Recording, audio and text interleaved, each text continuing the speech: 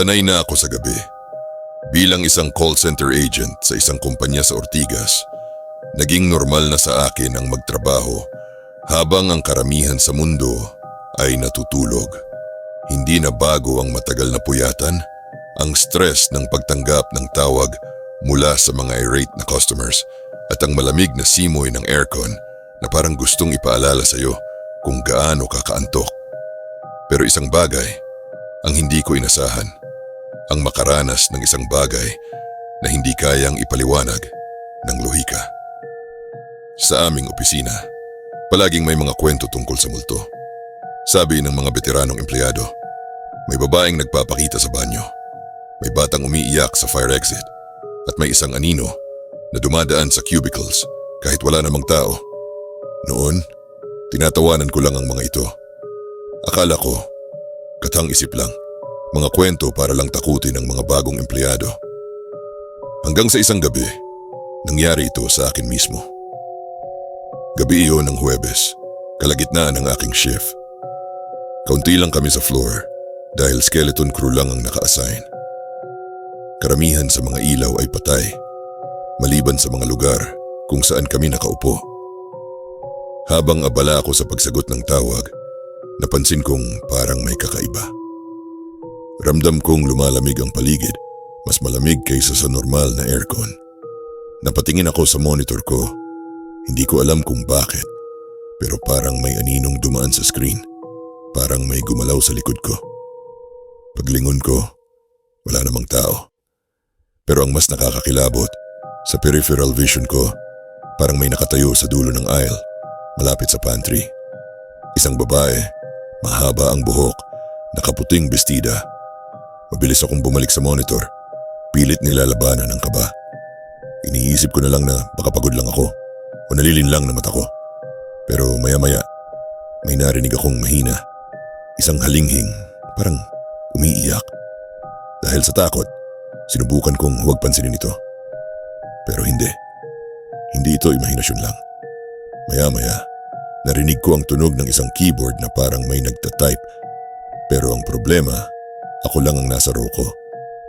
Wala akong katabi at ang ibang empleyado ay nasa kabilang seksyon ng floor. Dahan-dahan akong lumingon at doon ko nakita sa isa sa mga bakanting cubicle, gumagalaw ang keyboard mag-isa. Para bang may hindi nakikitang kamay na pumipindot sa mga keys. Nang bumukas ang screen ng monitor, halos mahulog ako sa upuan ko. May lumitaw na random letters na parang may nagtatype. Tulong? Nanginginig ang mga kamay ko.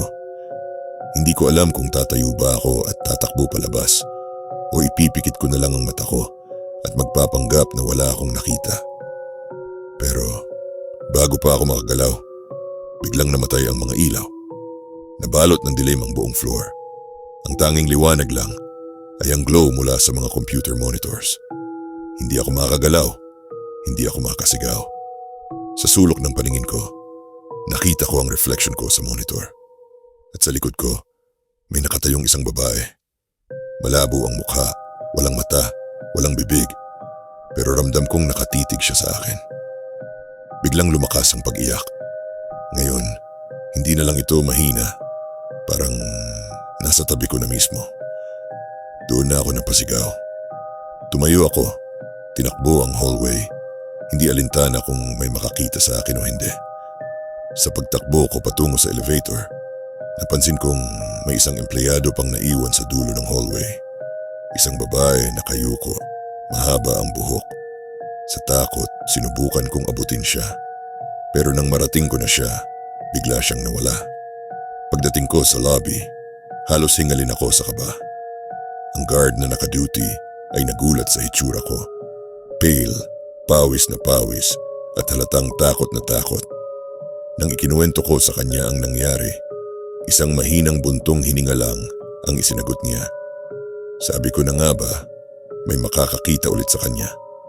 Bulong niya. Ayon sa kanya, may matagal ng kwento tungkol sa babaeng nagpapakita sa floor namin. Isang dating empleyada na nagtrabaho sa parehong kumpanya. Mahigit 10 taon na ang nakakalipas. Isang gabi, napagalitan siya ng supervisor at hindi nakayanan ang stress. Kinabukasan, natagpuan siyang wala ng buhay sa CR ng opisina. Simula noon, marami na ang nakaranas ng kababalaghan, mga gumagalaw na keyboard, mga iyak sa CR, at ang presensya ng isang babaeng mahaba ang buhok. Simula nang mangyari iyon, hindi na ako kailanman nagpaiwan mag-isa sa opisina. Kahit anong mangyari, palagi akong umaalis kasabay ng ibang empleyado. Sa tuwing sumasapit ang 3:00 ng madaling araw, nararamdaman ko pa rin minsan ang malamig na hangin sa likuran ko. At sa mga gabing tahimik at kaunti ang tao, paminsan-minsan, may maririnig kang mahihinang pag-type sa keyboard kahit wala namang nakaupo sa cubicle. Kaya kung isa kang call center agent at madalas kang naiwan sa opisina ng mag-isa, mag-ingat ka. Baka may hindi ka nakikitang kasabay sa trabaho. Dahil sa call center, hindi lang ikaw ang gising sa gabi.